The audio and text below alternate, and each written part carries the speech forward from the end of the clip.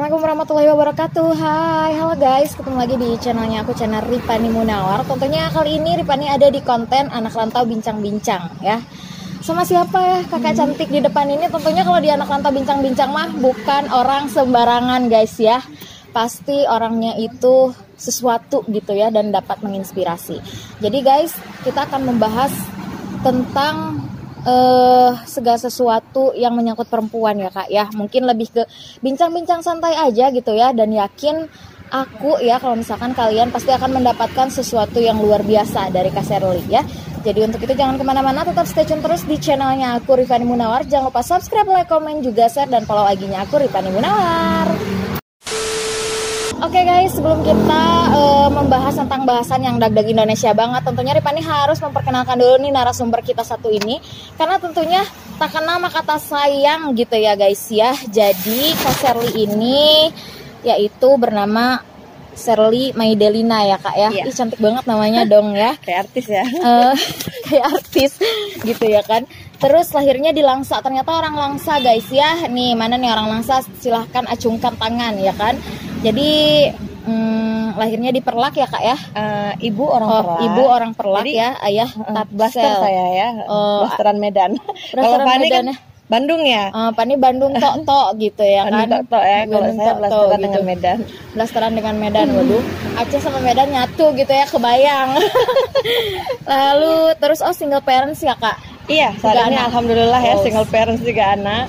Ya ampun. Ya, kalau single parent berarti lebih kuat ya. Iyalah, lebih kuat, lebih strong gitu ya, lebih hebat gitu ya. Wah, keren kak.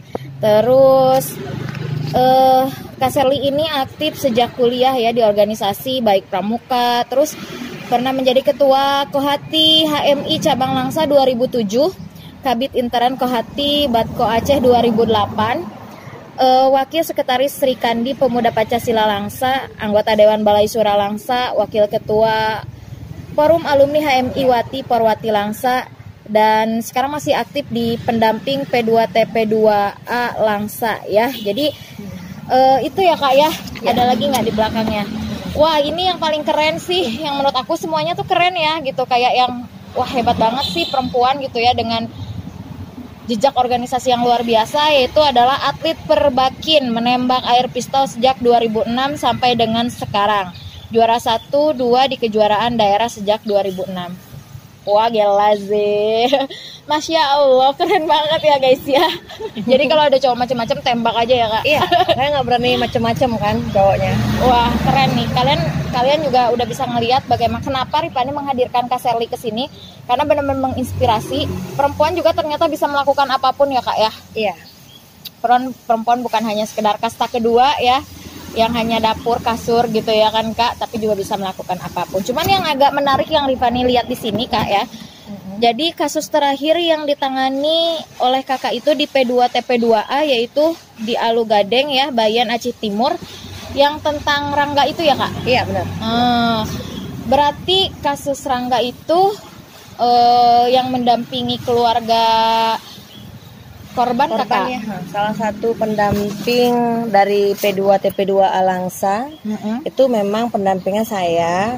Kan dia bekerja sama dengan Aceh Timur. Jadi kalau Langsa saya sama psikolognya juga dari P2TP2A Langsa. Oh jadi kakak langsung mendampingi si korban ya kak ya? Iya benar. Waduh, nah itu yang membuat aku tertarik untuk membahas secara lebih lanjut gitu, karena viral banget ya kak ya. Karena ceritanya katanya si Rangga itu melindungi ibunya dari pemerkosaan gitu ya. Itu terjadinya memang di tengah malam ya kak ya. Iya, terjadinya di tengah malam. Terus suaminya tuh sebenarnya kemana gitu ya kak? Ya seperti di berita-berita ya yang udah tersebar itu kan memang suaminya tuh bekerja mencari ikan di air tawar. Memang bekerjanya itu ya malam. Nah, biasanya sih menurut si suami sih biasanya jam 11 jam 12 itu telah pulang. Cuman karena pada saat itu korban yang si ibu ini kan sedang hamil 4 bulan. Jadi dia kan ngidam gitu ya, jadi kepingin bebek. Lagi hamil si ibunya. Iya, lagi hamil.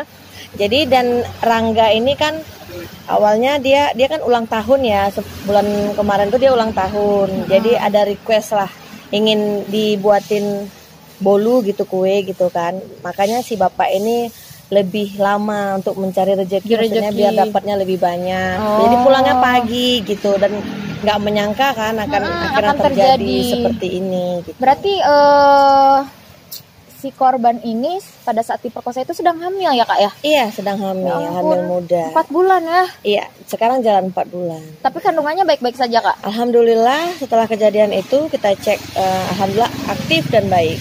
Aktif dan baik ya, tidak ini. Terus itu memang kan gini nih kak ya, kan kalau yang beredar nih, yang Fani tahu. Jadi Fani kayak ngerasa sensi sama suaminya. Mohon maaf ya guys, karena mungkin aku nggak tahu ya. Kenapa Rifani ngerasa sensi sama suaminya? Kan kata orang nih di berita-berita bahwa rumahnya itu sangat jauh dari pemukiman warga. Jadi rumahnya itu di tengah-tengah hutan gitu. Kok tega banget suaminya meninggalkan istrinya pada saat sedang hamil, terus malam tuh nggak ada penjagaan gitu kak. Apa memang itu betul fakta yang terjadi di lapangan bahwa memang rumahnya itu jauh gitu? Ya inilah makanya kan saya senang kan bicara sama Fani. Jadi maksudnya kita juga biar untuk mengklarifikasi ya yang sesungguhnya. Betul. Jadi yang sesungguhnya itu sebenarnya rumahnya itu tidak terlalu jauh. Jadi hanya sekitar 70 meter. 70 meter. Iya, 70 meter dari pemukiman penduduk, bahkan dari kantor gecinya sendiri gitu. Oh, 70 meter nggak? 70 meter kan ya. tidak terlalu jauh. Kayak dari sini ke situ ya? Iya 70 benar, meter. benar tidak jauh. Cuman yang membuat dia terlihat jauh itu karena untuk ke rumahnya itu kita melewati sungai, ada jembatan dan juga ada pepohonan Yang besar tinggi. yang tinggi, Oh. sehingga dari rumah tidak terlihat ke rumah yang tetangga gitu. Dan kampung Alu Gading itu diketahui oleh korban dan suaminya ini kan kampung yang aman. Jadi memang korban dan suaminya tidak tahu sama sekali bahwasannya ada residivis yang pelaku itu. Ya. Tapi si residivis itu bukan kabur kan? Kan memang bebas ya? Iya, dia bebas asimilasi ya, karena COVID maka dilepaskan. Karena COVID maka dilepaskan ya. Padahal yang Rifani tahu juga kasusnya itu bukan hanya sekali ya kak ya? Benar. Yang kita ketahui juga dia kan napi pembunuhan, membunuh lalu masuk ke Tanjung Gusta Medan, ya, lapas Tanjung Gusta Medan, lalu di lapas pun dia membunuh napi juga.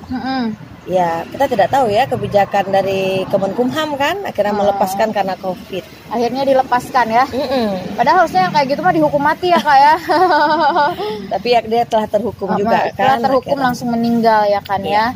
Itu berarti guys mungkin yang dijelaskan oleh Kak Sherly ini rumahnya tidak terlalu jauh, hanya saja mungkin karena ada sungai itu ya kak ya. Terus ada pohon rimbun-rimbun yang mungkin tidak terdengar gitu ya. Karena kan memang korban dan suaminya ini kan baru pindah 3 bulan di kampung tersebut. Jadi ya namanya kan kebetulan itu tanah keluarga. Ya daripada menempati yang bukan, kan mereka belum punya tanah lah ceritanya. Ya udah di situ aja dulu kan gitu maksudnya. Iya, jadi mending ya udahlah di situ aja dulu ya, nggak ini juga daripada ngontrak-ngontrak rumah mungkin ya kan benar. Gitu. Nah kan kejadian itu mungkin mengakibatkan trauma ya kepada si korban ya. Otomatis lah ya. Sangat takut ya dengan perilaku bejat orang itu ya kan kak. Jadi ketika kakak mendampingi sebenarnya apa yang paling membuat kakak tuh, aduh ini harus segera disembuhkan gitu. Apa sih yang mungkin gejala ya yang mungkin kak lebih tahu gitu dari si korban gitu? Iya, psikis ya. Karena otomatis yang sangat terpukul ya psikis dari korban ya. Dimana sih seorang ibu melihat anak pertamanya dan almarhum Rangga ini kan sangat sayang sama ibunya gitu. Jadi sewaktu saya mendampingi ya di rumah sakit juga kan saya tanya-tanya gimana. Jadi emang Rangga ini anak yang sangat sayang sama ibunya. Lalu menjelang kejadian ya, dia itu sering curhat lah gitu. Pokoknya intinya dia itu Rangga itu rela hidup sederhana ya, karena sangat sederhana pun ya. Kita bisa lihat ya Fani rumahnya, nanti saya kasih nampak rumahnya, bagaimana kompornya juga dari kayu sederhana, rumahnya juga kecil. Tapi menurut sang ibu, Rangga itu tidak pernah mengeluh, dia sanggup makan nasi sama garam asal dia bersama ibunya. Ih, sedih banget ya kak. Ya Allah, kenapa sih seorang anak kecil gitu ya, yang aku di pikiran aku si pelaku, kenapa dia nggak dibekap aja, ditali aja gitu, kenapa dibunuh gitu, aduh aku kenapa nggak gitulah ya kan Kak, maksudnya kenapa harus dibunuh gitu. Anak kecil pun dia tidak akan ngomong apapun toh kalau misalkan memang terjadi atau gimana gitu ya, mungkin karena panik kali ya Kak ya. Iya mungkin panik, terus pun sudah terbiasa membunuh mungkin ya, sehingga jadi berbiasa gitu bagi dia. Bunuh manusia tuh kayak bunuh kucing kayaknya ya, waduh ngeri banget ya. Nah ini kan menjadi pembelajaran buat kita semua ini Van, terutama juga kan kita juga harus kontrol sosial ya, artinya kita harus peka dengan lingkungan kita gitu ya. Mungkin kalau ada nanti daerah lain yang residivis mungkin harus lebih hati-hati seperti itu ya, namanya dia residivis apalagi dia itu napi pembunuh, otomatis kan harus lebih antisipasi kan gitu. Antisipasi betul lah, bukan kita mengeneralisasikan ya Kak ya. Dan ini juga membuktikan bahwa lapas itu masih belum mampu untuk merubah seseorang kan seperti itu, perilaku seseorang. Ya memang seperti kata hadis juga kan, yang merubah harus diri dia sendiri juga kan. Diri dia sendiri. Cuman ya kan Kak, kalau perilaku membunuh kayak gitu mungkin dia sakit jiwa nggak sih Kak? Iya bisa jadi. Bisa jadi sakit jiwa ya karena sadis itu. Iya gitu. Sadis itu memang benar. Jadi pas pendampingan Kakak ke tempatnya korban gitu ya, berapa kali Kak? Ada sekitar 3 atau 4 kali lah. 4 kali ya. Karena pada saat itu kan kita ingin yang terbaik ya, makanya kita berharap, kita ingin fokus ke korban, psikisnya itu pulih. Yang pertama, dia itu tidak boleh sering dikunjungi. Iya betul. Ya, makanya kita juga ngasih tahu, alhamdulillah ya pemerintah Gampung setempat itu respon dan kecilnya itu sangat respon gitu terhadap kasus ini. Jadi kita minta korban ini berada di rumah aman yang tidak semua orang boleh mengunjungi gitu. Apalagi kalau kita berkunjung ya guys ya. Jangan sampai berkunjung nanya. Udah berkunjung nanya kepo lagi, mengingatkan dia gitu ya ke masa-masa itu gitu ya kan Kak. Jadi dia itu butuh waktu berdua dengan suaminya untuk melepaskan kesedihan yang ada. Dia itu butuh saat-saat dia tuh harus menjerit, menangis, dia butuh itu gitu. Pasti ada waktu ketika dia tidak menerima keadaannya ya kan Kak. Makanya kan kalau dia terus didatangi, jadi kan awal-awal kejadian itu kan saya lihat antusias warga itu melihat itu banyak banget ya, luar biasa gitu. Karena viral seluruh Indonesia kan masalahnya. Padahal kan dalam kondisi COVID, tapi kan warga juga nggak peduli kan dengan itu semua, karena saking antusiasnya ingin melihat, menolong, tapi kan tidak paham bahwasanya itu tidak tepat gitu. Terus media juga ya Kak menyerbu kayaknya ya. Iya, media juga menyerbu dan ada simpang siur berita juga yang ada beberapa yang tidak terklarifikasi dengan baik ya. Jadi kita lebih dari P2 itu lebih mengamankan agar psikis korban ini bisa benar-benar pulih lah. Iya benar-benar Kak. Seperti tempat aman. Lalu sekarang kan juga sudah dibangun rumahnya, alhamdulillah. Alhamdulillah ya, pemerintah setempat responnya cepat gercep ya. Jadi sudah dibangun. Mungkin sebulan sudah selesai. Sudah selesai ya. Tapi untuk kondisi terakhir ini gimana Kak? Masih informasi terakhir yang saya dapat dari suami, saya tanya gimana kondisi istri ya.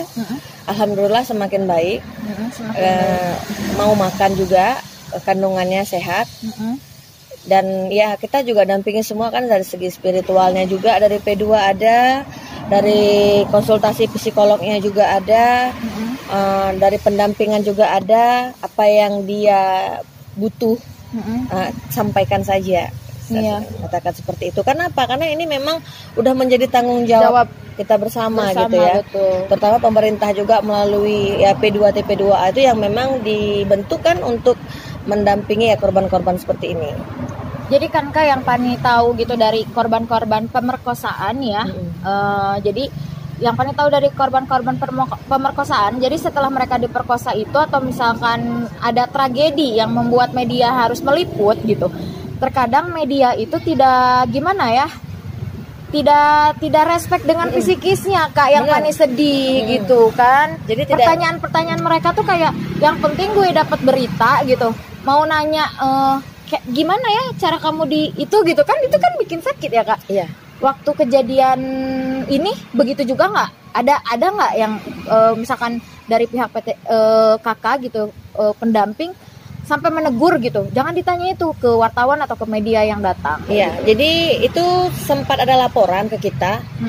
Karena kan itu kan kejadian di awal-awal ya, tapi ada laporan ke kita bahwasanya ada yang seperti itu. Makanya segera kita amankan agar tidak terjadi lagi gitu. Iya, betul. Karena memang media itu belum semua responsif gender ya. Pembekalan untuk para wartawan agar responsif gender itu masih belum gitu. Masih kurang ya. Kurang. Jadi itulah yang jadi PR kita aktivis perempuan ya. Untuk bisa menyuarakan itu sehingga para wartawan itu bisa menulis dengan baik lah tanpa menimbulkan efek traumatis kembali ya kan kepada korban. Terutama ini tuh kan yang paling nggak boleh itu dalam kasus pemerkosaan, pencabulan itu kan membuat kronologis peristiwa gitu. Jadi ya itu yang bahaya. Dia harus menceritakan lagi. Iya kan ada tuh kan ada yang korban dimasukin kan tangan ini itu nggak perlu sedetail itu. Mungkin dia butuh informasi itu tapi bukan untuk dia tuliskan dalam sebuah berita gitu. Bukan secara detail seperti itu ya. Karena kalau kita sih menghimbau agar lebih kan itu tadi berita itu kan harusnya menjadi edukasi ya. Iya benar. Kalau korban-korban seperti itu, kasus seperti itu harusnya kan yang ditekankan itu adalah aspek hukumnya. Aspek hukumnya, ya. Misalnya judulnya pelaku pemerkosa ini dihukum 100 tahun misalnya. Pinginnya mah gitu. 100 tahun penjara atau dihukum mati misalnya seperti itu.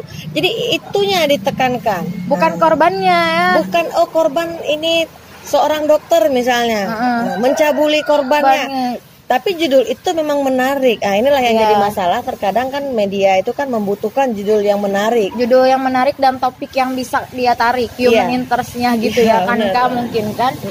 Cuman ya meskipun memang di satu sisi harus mencari judul dan topik yang menarik, tapi di sisi lain kita juga harus punya hati nurani ya kan Kak. Dalam keadaan kondisi psikis seorang perempuan, coba mereka bayangkan kalau misalkan medianya mungkin yang wawancaranya laki-laki, bayangkan jika istri kamu dalam posisi tersebut lalu ditanya, coba ceritakan kronologis ketika kamu diperkosa, nggak meledak suaminya gitu ya kan. Cuman ini pelajaran banget ya kan langsung dari Kak Sherly ya sebagai pendamping yang tentunya sudah paham banget bagaimana mendampingi korban-korban pemerkosaan. Bukan hanya ini aja ya Kak ya. Ada yang lain pernah gitu Kakak? Banyak mungkin ya? Ada pencabulan beberapa kan yang dicabuli ya, dicabuli oleh ayah kandung misalnya, ayah angkat seperti itu kan. Jadi ya memang kasus-kasus ini kan banyak ya terjadi dan belum tertangani dengan baik. Ya. Dan pelaku juga terbebaskan dengan begitu cepat ya. Sementara kan trauma itu tidak hidup lah, Kak. Trauma seumur hidup. Pelaku dilepaskan. Ini kan bahkan tuh berita terakhir itu kalau di Aceh ini yang hanya dihukum cambuk kan, pemerkosa korbannya itu dipebel lagi ya. Itu di Aceh besar ya kan kemarin itu. Ini akan dibahas di kontennya Kakak Sherly ya. Itu akan dibahas di kontennya Kakak Sherly ya. Soalnya di konten Rifani Munawar di part 1-nya, di part 2-nya ada di konten Kak Sherly. Oke guys, itu menarik banget. Tapi tahan dulu Kak ya kan. Nah Kak, jadi kalau misalkan hal-hal seperti itu ya kan, kayak pencabulan, pemerkosaan, pelecehan seksual, sebenarnya kan itu terjadi bukan hanya kepada perempuan, tapi kebanyakan mayoritas 80% perempuan gitu ya kan Kak. Apa sih penyebabnya sehingga laki-laki itu begitu gitu? Karena kalau menurut Fani ya, bukan dari busana sih penyebab pemerkosaan terjadi, bukan dari busana sih menurut Fani. Jadi ada nggak sih gitu Kak penyebab gitu? Ya kalau kita bilang penyebab ya tentu dari perilaku ya. Misalnya kadang korban itu dia sabu, narkoba. Misalnya ya korban pelaku itu misalnya dia menggunakan sabu. Yang kedua ya otomatis akidah ya. Akidahnya tidak beragama ya Kak. Beragama mengakunya tapi penanaman akidah Islamnya kurang seperti itu. Terus faktor perkembangan teknologi kan mungkin terlalu mudah mengakses hal-hal yang terbau pornografi dan pornoaksi sehingga ingin mempraktekkan. Karena apa? Karena sekarang yang paling bahaya lagi itu ada kasus pelaku pemerkosa itu anak, yang diperkosa juga anaknya. Jadi gini, anak-anak sesama anak-anak seperti itu, efek melihat HP. Iya. Jadi kan sekarang kan tersisipi kan sebenarnya kan dari game tersisipi pornografi. Iya betul. Dari Facebook. Belum lagi membuka tautan pornografi gampang banget. Benar, gampang banget. Jadi memang merusak generasi muda dari pornografi itu kan lebih cepat, dan efeknya itu kan lebih parah daripada narkoba itu sendiri kan gitu. Dopamin yang dihasilkan dari kecanduan game, kecanduan pornografi itu kan benar-benar merusak otak yang kerusakannya lebih parah. Karena yang tadinya kita tuh waras gitu ya, misalnya kita melakukan itu tuh malu Kak ya, takut malu karena kita sering melihat hal seperti itu ya, jadi ya udah nggak masalah gitu ya. Apalagi remaja-remaja sekarang Kak ya, putus cinta aja bisa bunuh diri Kak. Kemarin ada kasus Kak ya. Ya Allah. Jadi kita bahas ya. Iya kita bahas hal yang aku mau belajar dari Kak Sherly ya guys. Cuman udah panjang banget guys, 25 menit guys, mau setengah jam ya. Jadi itu yang Pani penasaran banget Kak. Terima kasih banget udah datang ya di Anak Atau Bincang-Bincang. Tentunya Kak Sherly juga Fani berharap nanti Kak Sherly akan hadir lagi di media yang baru itu ya, yang baru Fani ya kan. Mudah-mudahan sehat selalu ya Kak Sherly-nya ya, doain ya guys. Amin. Tentunya mohon maaf apabila ada kesalahan yang kita ucapin gitu ya. Intinya kita hanya ingin ngasih informasi ya Kak ya, yang sharing positif sharing positif. Karena kita rakyat Indonesia tuh bukan hanya butuh dihibur, tapi juga butuh dididik guys ya. Jadi terima kasih sudah menonton video aku. Jangan lupa subscribe, like, komen, juga share dan follow IG-nya aku Ripani Munawar. Dan subscribe juga IG-nya YouTube-nya Kak Sherly. Nanti di bawah Ripani Taro juga follow IG-nya ya. Dan tentunya nantikan video-video aku yang lainnya. Bye-bye. Wassalamualaikum warahmatullahi wabarakatuh.